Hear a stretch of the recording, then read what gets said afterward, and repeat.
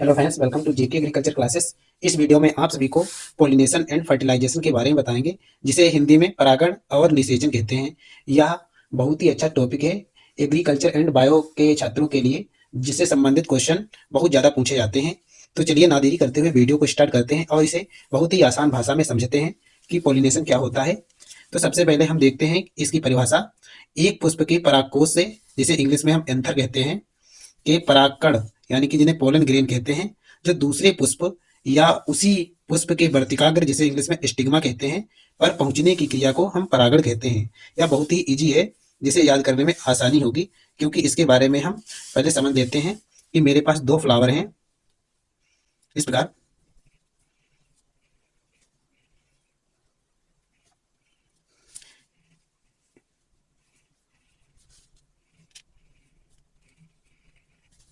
इस प्रकार मेरे पास ये फ्लावर है, जिसका जो आंतरिक काट है वो बनाई है। इस पार्ट को हम क्या कहते हैं? इसे हम वर्तिकाग्र कहते हैं या स्टिग्मा कहते हैं, वर्तिकाग्र। एंड इस वाले पार्ट को हम कहेंगे परागकोश।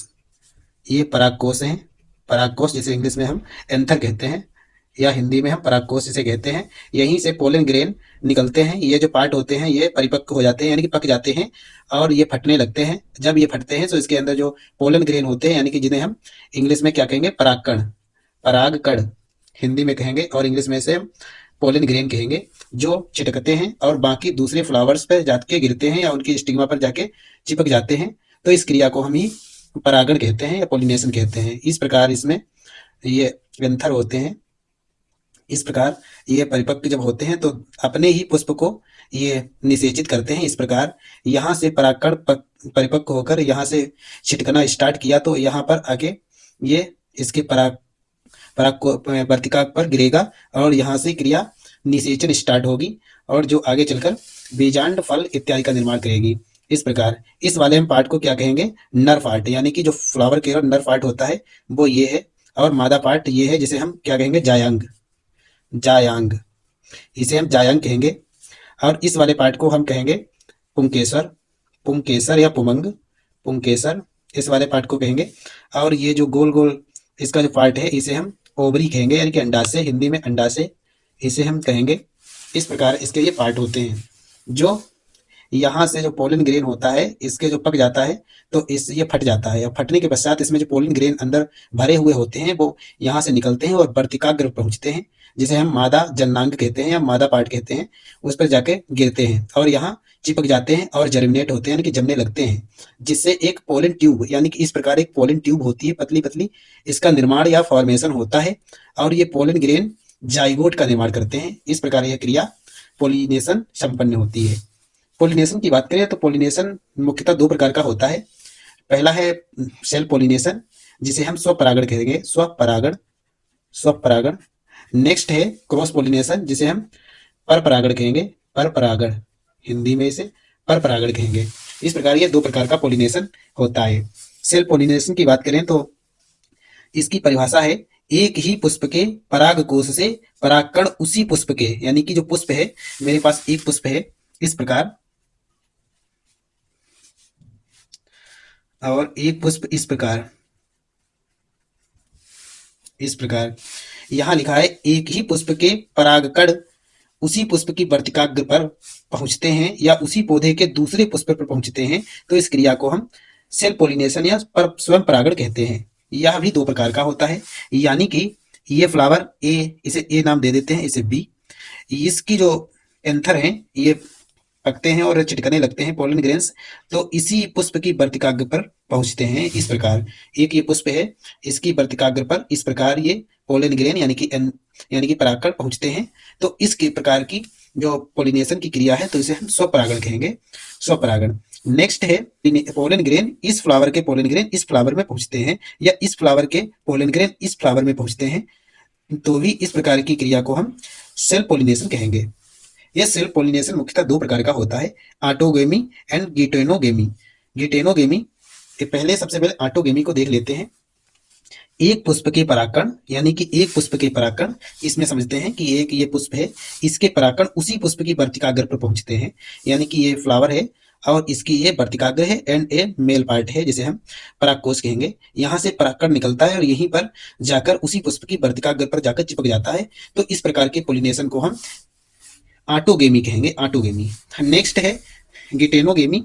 इस प्रकार एक ही पुष्प के परागकण उसी पुष्प वाले पौधे के दूसरे पुष्प पर जा पहुंचते हैं या चिपक जाते हैं, तो इस क्रिया को हम गिटेनोगेमी कहेंगे।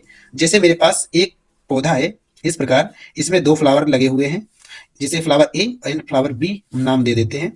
इस पौधे के जो परागकण हैं यानी कि पोलन ग्रेन्स, जो यहाँ से जाकर इस फ्लावर की वर्तिकाग्र पर जा गिरते हैं या चिपक जाते हैं, तो इस प्रकार के हम पोलिनेशन को गिटेनोगेमी कहेंगे। नेक्स्ट हम बात करें नंबर 2, क्रॉस पोलिनेशन या परपरागण।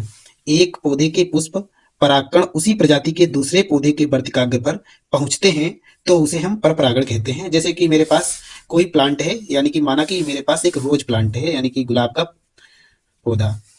पौधा और इसी प्रजाति का दूसरा गुलाब का पौधा ये है, जिसे हम इस प्रकार देख सकते हैं।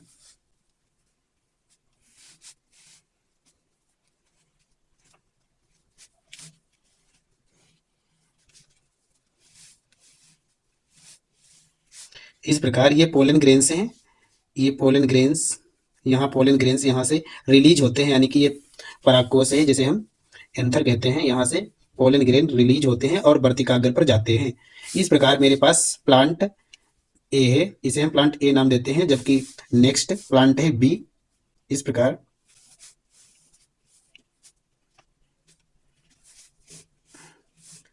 इसे हम इस प्रकार आसानी से बना लेंगे। यदि हम किसी परीक्षा में लिखित पेपर है उसमें अगर हम बनाएंगे तो बहुत अच्छे नंबर हमें मिलेंगे, क्योंकि फिगर द्वारा जो समझ में आता है वो बहुत अच्छे से समझ सकते हैं फिगर से। इस प्रकार ये इसका नाम दे देते हैं एंथर। इसे हिंदी में हम परागकोश कहेंगे। नेक्स्ट इसे हम पुमंग या पुंकेसर कहेंगे, जबकि इसे हम पुष्पासन कहेंगे, पुष्पासन। और इसके नीचे जो पार्ट होता है इसे हम डंठल कहते हैं, डंठल। और इस वाले पार्ट को हम ओवरी कहेंगे, ओवरी, जिसे हिंदी में हम अंडाशय कहेंगे, अंडाशय। इस प्रकार इस वाले पार्ट को हम वर्तिकाग्र कहेंगे। और इस ट्यूब को हम क्या कहेंगे, इसे हम वर्तिका कहेंगे। जबकि इस पार्ट को, पूरे पार्ट को हम क्या कहेंगे, तो हम इसे जायांग कहते हैं, जायांग या मादा जननंग। ये मादा पार्ट होता है, फीमेल पार्ट। इस प्रकार जबकि पुंकेसर एक मेल पार्ट होता है, ये वाला जो है वो मेल पार्ट है, ये फीमेल पार्ट है। यहाँ से जो परागकोश निकलते हैं, यहाँ से जो परागकण निकलते हैं वो दूसरे फ्लावर के वर्तिकाग्र पर पहुंचते हैं। इस क्रिया को हम क्रॉस पोलिनेशन कहते हैं। जैसे कि ये मेरे पास एक फ्लावर है, इसके जो फ्लावर के पोलन ग्रेन्स हैं वो यहाँ से परिपक्व होने के पश्चात यहाँ से जाएंगे और इसकी दूसरे फ्लावर की वर्तिकाग्र पर चिपक जाएंगे। इस क्रिया को हम क्रॉस पोलिनेशन कहेंगे। यानी कि इसमें हम दो पौधों की आवश्यकता होती है, यानी कि दो अलग अलग पौधे होते हैं लेकिन प्रजाति इनकी सेम ही होती है। यानी कि ऐसा नहीं है कि गाजर का कोई परागकण या दूसरे पौधे का परागकण गाजर में आ जाए या गाजर का परागकण कोई दूसरे पौधे में चला जाए। जैसे कि दूसरी प्रजाति का पौधा, जैसे मिर्च और या टमाटर इत्यादि के पौधे पे नहीं जा सकता। इनकी प्रजाति है जो सेम ही होनी चाहिए। यानी कि जो गाजर है, गाजर की प्रजाति गाजर को ही ये फर्टिलाइज करेगा। इस प्रकार आप समझ सकते हैं। मेरे पास ए बी ये दो प्लांट हैं और जो अलग अलग पौधे हैं और उनके अलग अलग फ्लावर हैं। यहाँ से जो पोलन ग्रेन निकलेगा दूसरे पुष्प के या बी के वर्तिकाग्र पर पहुंचेगा। इस क्रिया को हम क्रॉस पोलिनेशन कहेंगे। तो इस परिभाषा को आसानी से आप याद कर सकते हैं। ये परपरागण के प्रकार दिए गए हैं। तो परपरागण मुख्यतः 6 प्रकार का होता है। सबसे पहले है एनेमोफिली, यानी कि वायु परागण, जिसे हिंदी में वायु परागण कहेंगे। वायु परागण मक्का और गेहूं फसलों में होता है। नेक्स्ट नंबर 2 एंटमोफिली, यानी कि कीट परागण, यानी कि जो यहाँ से पोलन ग्रेन्स यहाँ तक जाएंगे वो किसी न किसी माध्यम से जाएंगे, चाहे वो हवा द्वारा उड़ाकर यहाँ पहुंचे या कीट द्वारा यहाँ पहुंचे या कोई पशु द्वारा पहुंचे या पक्षी द्वारा पहुंचे या स्वयं मानव द्वारा ही क्यों ना पहुंचे। इस प्रकार की क्रिया को हम क्रॉस पोलिनेशन कहेंगे। इसके जो माध्यम होते हैं वो इस प्रकार हैं। नंबर 3 हाइड्रोफिली, यानी कि जल परागण, जल द्वारा भी परागण जाते हैं, जैसे कि हाइड्रला और सिंघाड़ा, यानी कि जलीय पौधे होते हैं उनमें ये परागण क्रिया संपन्न होती है जल द्वारा।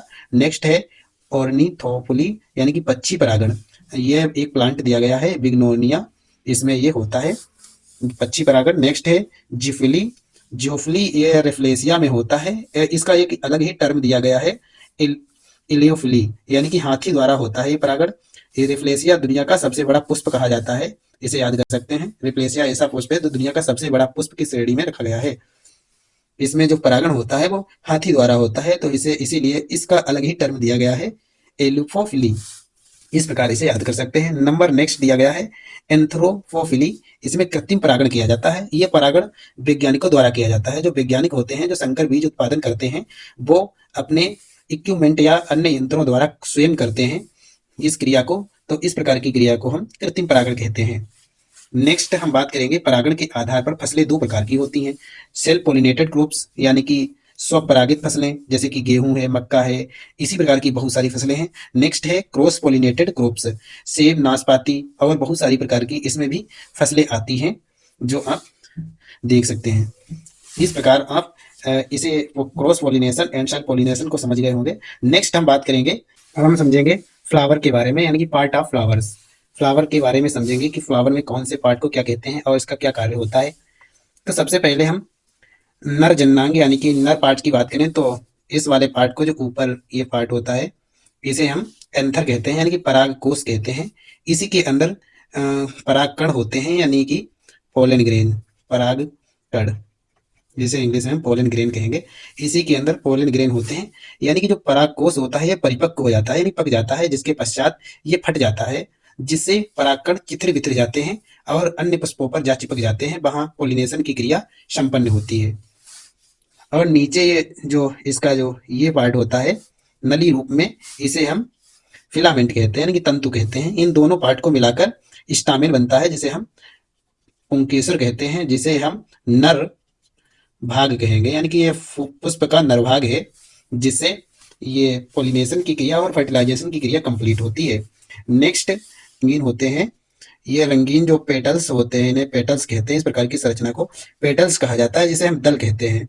और नीचे ये ग्रीन रंग के फ्लावर में आपने देखा होगा जो ग्रीन रंग के यानी कि हरे रंग के जो पार्ट होता है उसे हम सेपल्स या बायदल कहते हैं, यह सबसे नीचे होता है।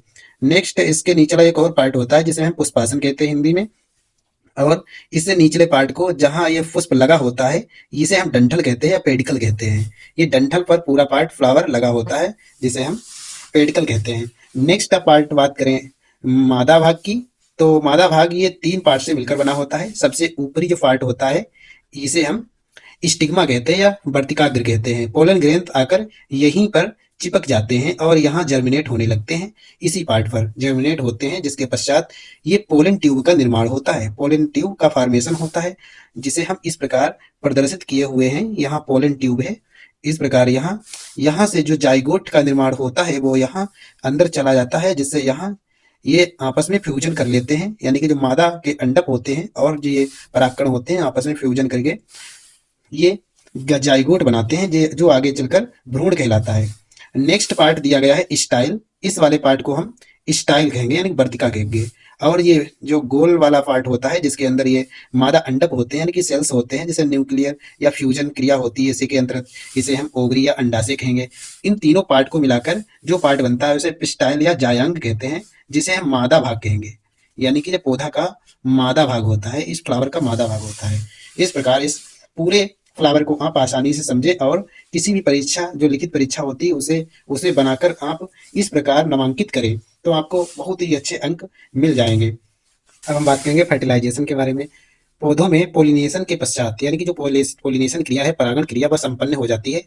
उसके पश्चात वर्तिकाग्र पर परागकण जर्मिनेट होते हैं यानी कि ये जमने लगते हैं, जिसके परिणाम स्वरूप या फलस्वरूप पोलन ट्यूब यानी कि एक नली ट्यूब होती है। इस प्रकार आप समझ सकते हैं यह एक पोलन ट्यूब है, नली जैसी संरचना, इसे पोलन ट्यूब कहते हैं, का फॉर्मेशन होता है, का निर्माण होता है। इस पोलन ट्यूब के द्वारा मेल गेमिट्स यानी कि जो पोलन ग्रेन है इन्हें हम मेल गेमिट कहेंगे, मेल गेमिट कहेंगे पोलन ग्रेन को, क्योंकि ये मेल पार्ट है इसीलिए मेल गेमिट इनको कहेंगे, जिसे हिंदी में हम नर युग्मक कहेंगे, नर युग्मक कहेंगे जो अंडाशय में पहुंचते हैं, यानी कि जो मेल गेमिट्स है ये पोलन ट्यूब द्वारा ये अंडाशय पहुंच जाते हैं, जो इस प्रकार आप देख सकते हैं ये मेल गेमिट है, मेल गेमिट और ये है 3 ये जो कोशिकाएं हैं इन्हें हम फीमेल गेमिट कहेंगे, फीमेल गेमिट इस प्रकार। और बहुत सारे पोलन ग्रेन होते हैं, उसमें 2 ही अंदर ओवरी में जाते हैं, ये इसे हम अंडाशय कहते हैं, अंडाशय। और ये नीचे वाला पार्ट को पुष्पासन कहा जाता है, पुष्पासन। इसके बारे में आगे बताएंगे, इसका बहुत ही महत्व होता है, जिसे फलों का निर्माण इसके द्वारा ही होता है। बहुत सारे फल हैं जिन्हें असत्य फल कहते हैं, उसका निर्माण इसी पार्ट द्वारा होता है, उसके बारे में आगे बताएंगे। तो सबसे पहले हम फर्टिलाइजेशन के बारे में समझ लेते हैं।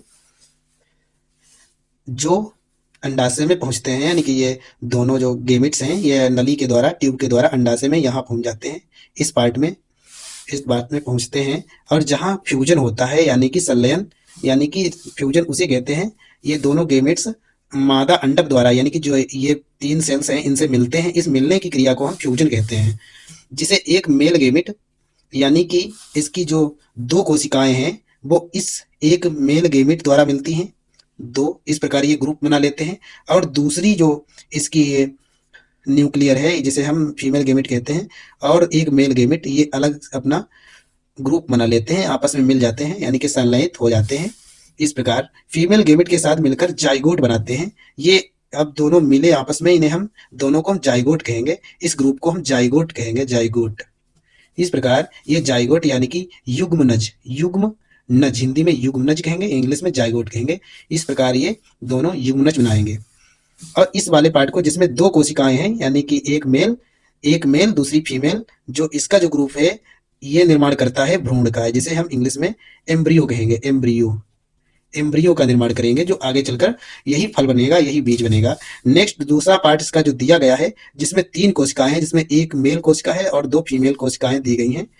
इससे जो जाइगोट बनता है वो आगे चलकर इंडोस्पर्म बनेगा, इंडोस्पर्म, इंडोस्पर्म, जिसे हम हिंदी में भ्रूण कोश कहेंगे, भ्रूण कोश, जिसे हम हिंदी में भ्रूण कोश कहेंगे। इंडोस्पर्म का काम होता है जो ये जाइगोट बना है, यानी कि एम्ब्रियो बना है, इसको पोषित करना, यानी कि इसके द्वारा ही इस एम्ब्रियो को पोषण मिलेगा, यानी कि इसका जो भोजन है इंडोस्पर्म द्वारा ही मिलेगा भ्रूण को। इस प्रकार आप समझ सकते हैं। दूसरा मेल, यानी कि जो पहला मेल गेमिट है, पहला मेल गेमिट वो एक फीमेल गेमिट, यानी कि एक मेल गेमिट एक फीमेल गेमिट के साथ ग्रुप बनाता है, जो आपको बता चुके हैं, जो आगे चलकर भ्रूण बनता है, के साथ मिलकर जाइगोट बनाता है, जिसे हम भ्रूण कहेंगे, यानी कि एम्ब्रियो कहेंगे। दूसरा मेल गेमिट, यानी कि 2 मेल गेमिट होते हैं, इसमें दूसरा जो मेल गेमिट है ये वाला, ये दो ये आगे 2 मादा युग्मक, यानी कि 2 फीमेल गेमिट्स के साथ मिलकर एंडोस्पर्म का निर्माण करता है, एंडोस्पर्म, जिसे हम हिंदी में भ्रूण कोश कहते हैं, का बना निर्माण करता है। ये भ्रूण कोश है, इसमें 3 कोशिकाएं दी गई हैं, 3 कोशिकाएं आपस में मिल जाती हैं, जिससे भ्रूण कोश या एंडोस्पर्म का निर्माण होता है। इस प्रकार इसमें भ्रूण कोश का काम होता है एम्ब्रियो को पोषित करना, यानी कि जो भ्रूण कोश बना है जिसमें 3 कोशिकाएं दी गई हैं, 3 कोशिकाओं से मिलकर जो बना है वो भ्रूण कोश बना है, वो काम करता है एम्ब्रियो को पोषित करता है, यानी कि भोज्य पदार्थ देता है। इस प्रकार आप समझ सकते हैं, जैसे ह्यूमन में प्लेसेंटा, यानी कि जो नली होती है उसके द्वारा भ्रूण को मिलता है भोज्य पदार्थ, इसी प्रकार एंडोस्पर्म द्वारा इसको भोज्य पदार्थ दिया जाता है। इस प्रकार आप समझ सकते हैं। भ्रूण कोश का काम होता है एम्ब्रियो को पोषित करना। एंडोस्पर्म को 3 न्यूक्लियर द्वारा, यानी कि इसमें 3 कोशिकाएं भाग लेती हैं, एंडोस्पर्म बनाने में 3 कोशिकाएं भाग लेती हैं, इसीलिए इसको हम त्रिगुणित या ट्रिप्लोइड या 3N कहेंगे। यानी कि जो इसका भ्रूण कोश होता है, ये क्वेश्चन बहुत ज्यादा पूछे जाते हैं एमसीक्यू टाइप में।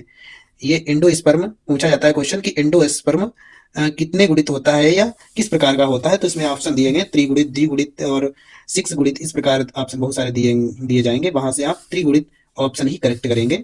इस प्रकार क्वेश्चन बहुत सारे पूछे जाते हैं। जबकि एम्ब्रियो 2 न्यूक्लियर द्वारा ही बना होता है, यानी कि एम्ब्रियो में 2 कोशिकाएं भाग लेती हैं, 1 और 2, जिससे बना होता है। तो इस प्रकार की जो संरचना है, यानी कि जो भ्रूण है, इसे हम द्विगुणित या 2N या डिप्लॉइड कहेंगे, इंग्लिश में डिप्लॉइड, हिंदी में द्विगुणित। और इसे क्रोमोजोम 2N द्वारा दर्शाएंगे, यानी कि इसके क्रोमोजोम नंबर होते हैं 2N होता है। इस प्रकार आप समझ सकते हैं। भ्रूण कोश की बात करें तो इसमें बहुत सारे कंफ्यूजन वाले पार्ट होते हैं, gamete, gamete and zygote, embryo, embryo. ये जो गेमिट होता है ये एक ही कोशिका होती है, यानी कि एक ही मेल कोशिका होती है, तो ये हेप्लॉइड होता है, यानी कि अगुणित, हेप्लॉइड होता है। और ये जाइगोट होता है, इसमें 2 कोशिकाएं मिल जाती हैं, जिसके पश्चात जाइगोट बनता है। तो इस प्रकार इसमें 2N, यानी कि ये द्विगुणित हो जाता है, जिसे हम कहेंगे डिप्लॉइड। डिप्लॉइड इस प्रकार। Next embryo. एम्ब्रियो भी डिप्लॉइड होता है क्योंकि इसमें दो कोशिकाएं ही भाग लेती हैं, तो ये भी डिप्लॉइड है।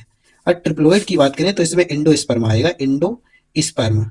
एंडोस्पर्म एक ऐसा पार्ट है जो ट्रिप्लॉइड है। ट्रिप्लॉइड इसमें 3 n इसके क्रोमोजोम नंबर होंगे, 3 n इसके होंगे 2n और इसका ओनली n होगा। n नाम, n से इसे प्रदर्शित करेंगे। इस प्रकार आप समझ सकते हैं। ये बहुत ज्यादा क्वेश्चन पूछे जाते हैं एग्जाम्स में। ये बहुत ही इंपॉर्टेंट 4 क्वेश्चन दिए गए हैं, आप इन्हें याद कर सकते हैं क्योंकि बहुत ही इंपॉर्टेंट है।